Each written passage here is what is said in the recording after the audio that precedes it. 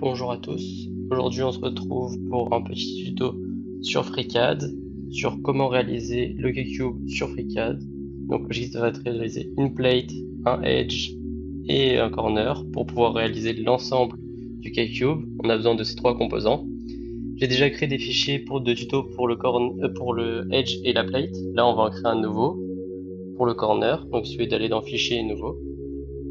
Ensuite vous pouvez le sauvegarder avec CTRL S pour lui donner le nom que vous voulez. Donc là ce sera tuto corner.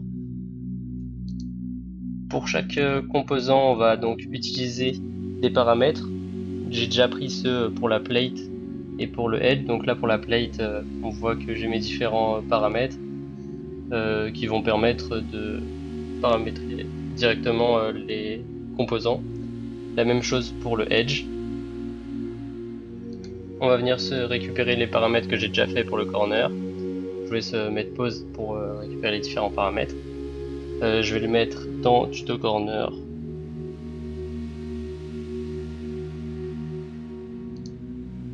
On va pouvoir retrouver à l'intérieur donc tous les différents paramètres dont on aura besoin pour créer le corner. Donc comment on fait pour créer une variable? Vous mettez un nom dans une cellule, donc tuto paramètre. C'est juste indicatif pour pouvoir vous y retrouver. À côté vous mettez la valeur, donc 3 ici. Vous faites clic droit, propriété, alias, et vous rentrez le nom de votre variable, donc tuto paramètre. Vous partez, normalement la case elle est de couleurs différentes, donc ça permet de pouvoir se retrouver sur celles qui ont été liées à un paramètre. Donc là on est sur notre tuto, on était dans les feuilles de calcul, on va aller dans Part Design pour pouvoir créer un nouveau corps. Donc il y a une esquisse, on va d'abord créer un corps. Ce corps ça va être l'objet qu'on va réaliser.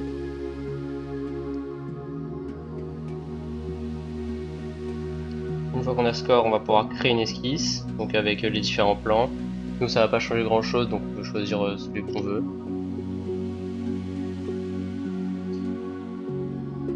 Après ça on valide. On arrive sur l'espace d'esquisse et on va créer un arc de cercle.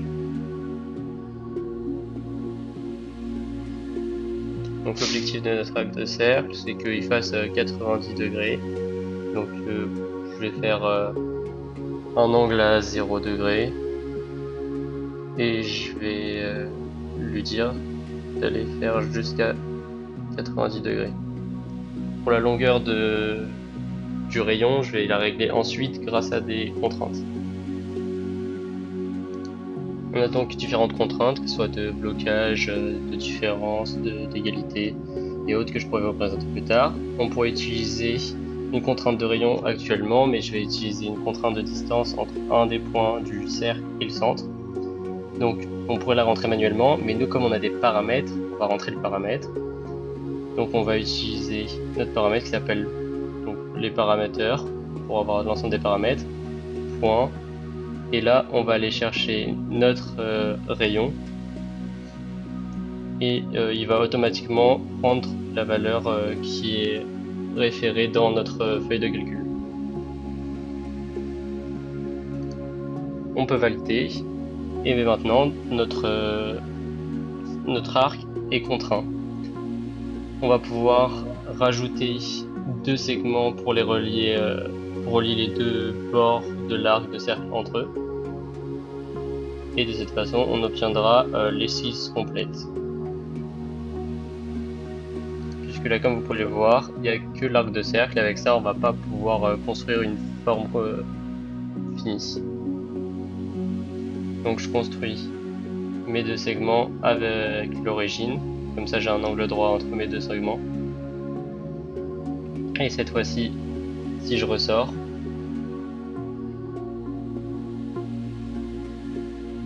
j'obtiens donc une forme fermée et je vais pouvoir créer un élément en 3D grâce à cette forme. Pour créer cette forme, on va utiliser la révolution qui va nous permettre de créer une forme arrondie par rapport à notre esquisse. Après on rentre les données manuellement pour que ça fasse pas une demi-sphère, mais nous on veut juste 1/8 de la sphère, donc 1/4 de la forme qu'on a devant nous. Voilà, on a déjà une bonne partie de notre corner. Il va juste falloir qu'on retire les formes qui sont à l'intérieur. Les différents cylindres que l'on peut voir ici, il va falloir qu'on les retire sur notre forme également. Puisque comme on peut le voir actuellement, on n'a aucun trou sur notre forme. Et là on a donc un cylindre petit et un grand cylindre. Ces cylindres, on a leur diamètre dans nos paramètres, donc on va pouvoir les utiliser. On voit notamment là le paramètre du cylindre le plus grand et de celui le plus petit.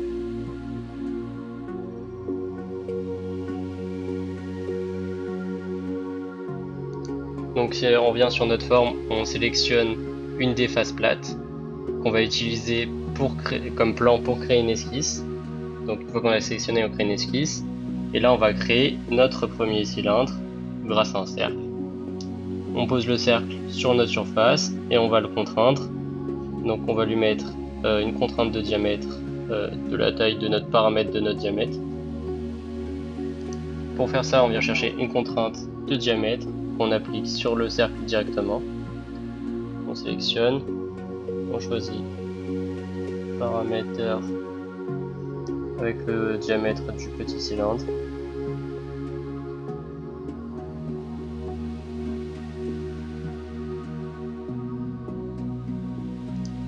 On valide et naturellement notre cercle est réduit à la bonne taille. Après ça, on va maintenant contraindre notre cercle en positionnant le centre par rapport à l'origine. Donc on prend une contrainte de dimension horizontale. On fait partir du centre du cercle jusqu'au point d'origine. Et on demande à ce qu'il soit au paramètre qu'on a défini, donc c'est distance board. Et on va faire la même chose de façon verticale, donc on prend une contrainte de distance verticale, on la met sur le centre de notre cercle et l'origine, la même distance, et maintenant notre cercle est complètement contraint. Puisqu'il a la couleur verte, ça veut dire que la figure ne peut plus du tout bouger et que on l'a entièrement contraint.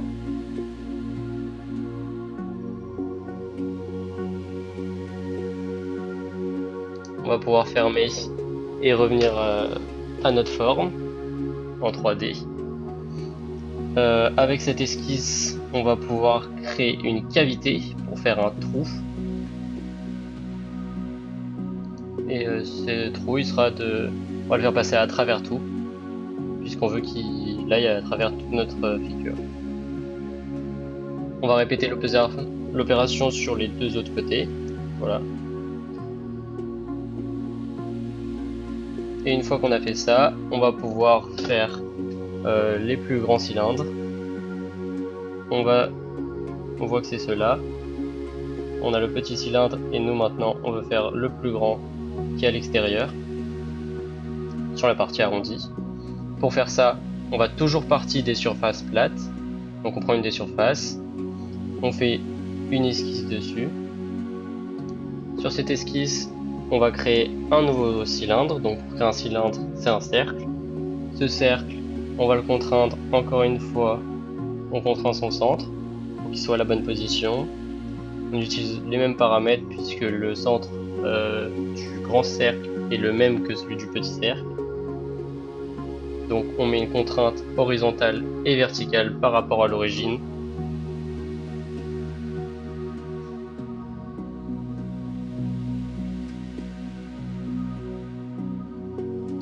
Une fois que c'est fait, on n'a plus qu'à contraindre la dimension de notre cercle. Donc on met une contrainte de diamètre et on va utiliser le diamètre qu'on a défini dans les paramètres.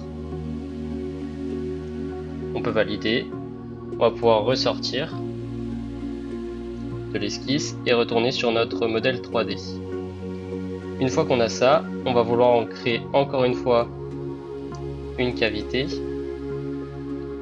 Mais il va falloir qu'on déplace notre esquisse pour pas qu'elle soit à la surface, mais qu'elle soit plus loin dans notre forme. Donc on va la déplacer par rapport à l'axe vert, puisque là si on la fait maintenant, on va la voir depuis le haut. Et c'est pas ce qu'on veut. Nous on veut que le petit cylindre soit le seul qui soit collé au bord de la forme, et que le gros cylindre soit celui qui soit à l'intérieur. Donc on va déplacer cette esquisse en fonction de l'axe Z. Après tout dépend de sur quel plan vous êtes parti au départ, et ça va changer à chaque phase qu'on aura. Mais pour cette phase là c'est l'axe Z en fonction des axes qu'on voit que j'ai appliqué, et on applique le paramètre qu'on a gardé. On le met en valeur négative parce que c'est à l'opposé de la surface, et il va se retrouver que à l'intérieur de notre forme. On n'aura plus qu'à répéter la manipulation 2 autres fois pour avoir tous les grands cylindres et que notre forme soit complète.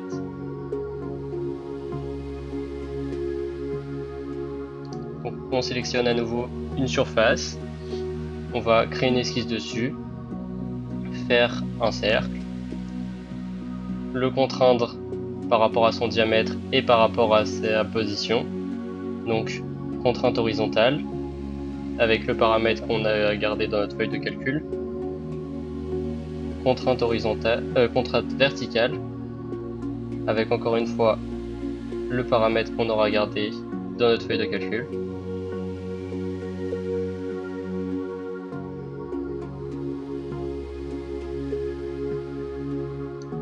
Et enfin, une contrainte de diamètre sur le cercle directement pour lui donner la bonne dimension.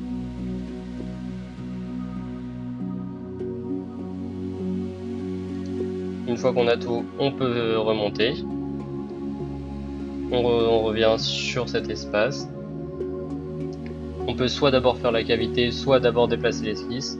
Ça revient au même. Et on va devoir déplacer cette esquisse par rapport à la surface qu'on utilise. Donc on sera toujours en dessous de l'axe Z par rapport à la surface qu'on utilise. Donc on crée une cavité qui passe à travers tout. Et on va la déplacer sur l'axe Z pour qu'elle soit en dessous de notre surface qu'on a utilisée.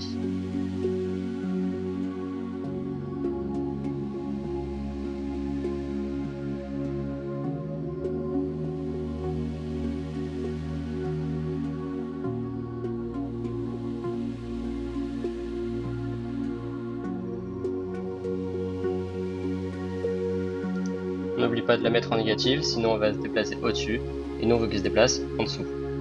On voit bien qu'elle a bien été mise à l'intérieur, on a nos 2 grands cylindres qui ont été faits, il n'en reste plus qu'un seul. Une fois que vous avez réalisé les dernières opérations, que vous avez refait un nouveau cylindre, vous avez fait les mêmes manipulations, vous vous retrouvez avec la forme finale du corner. C'est bien celle qu'on attendait. On a exactement la même. On va pouvoir rajouter une feuille de dessin industriel pour pouvoir préciser les plans qu'on a et que ça puisse être utilisé plus facilement par tout le monde. Donc pour faire ça, on sélectionne TechDraw là où on pouvait sélectionner par design. On choisit TechDraw. C'est là aussi où on pouvait sélectionner les feuilles de calcul. On va utiliser un modèle déjà existant. Moi je préconise d'utiliser des assez grands modèles, donc une feuille A4 en format paysage pour avoir pas mal de place. Après ça dépend de ce que vous avez. On va insérer une vue. On sélectionne directement le corps de notre objet et on va appuyer sur insérer une vue. Une vue elle n'est pas forcément à la bonne taille, donc on peut changer l'échelle, on peut les faire de façon automatique.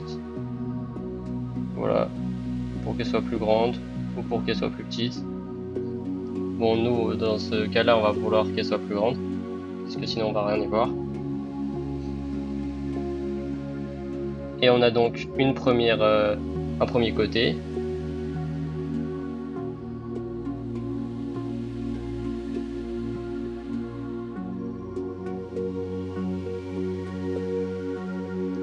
Si on veut, on peut tourner la figure dans différents sens pour trouver différents angles. On peut également ajouter d'autres côtés en plus de la face qu'on a. Donc que ce soit complètement de l'autre côté, que ce soit de biais, peu importe, on peut en afficher différents.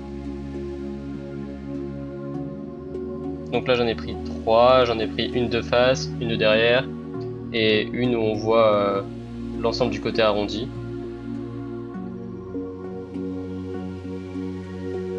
On n'a plus qu'à valider.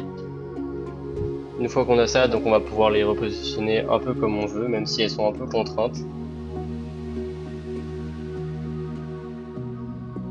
On va pouvoir aussi rajouter des côtes, donc c'est des mesures. En général, il suffit de cliquer sur insérer une côte et de sélectionner derrière soit 2 points, soit un cercle pour avoir un diamètre, comme ici. Voilà, on le place un peu comme on veut pour que ça soit lisible. On peut le faire également avec le deuxième. On peut mettre des segments et on peut aussi y mettre toutes les autres mesures dont on aurait besoin. Après pour cette figure en particulier, il n'y a pas besoin de beaucoup d'autres mesures. Là j'ai juste pris le centre de mon cercle. Ensuite je vais faire l'intersection de ces deux lignes pour trouver donc le centre de ce cercle. Une fois que j'ai ça, je peux supprimer les deux lignes sans souci. Et à partir de ce point, je vais pouvoir faire les distances par rapport au bord. Donc je sélectionne le point et le bord et j'ai la distance qui sépare le centre du bord du modèle. Je peux le faire sur les deux sens.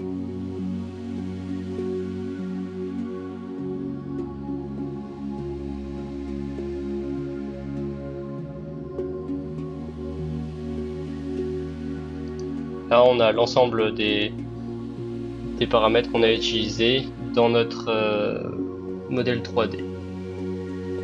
On a donc fini notre pièce.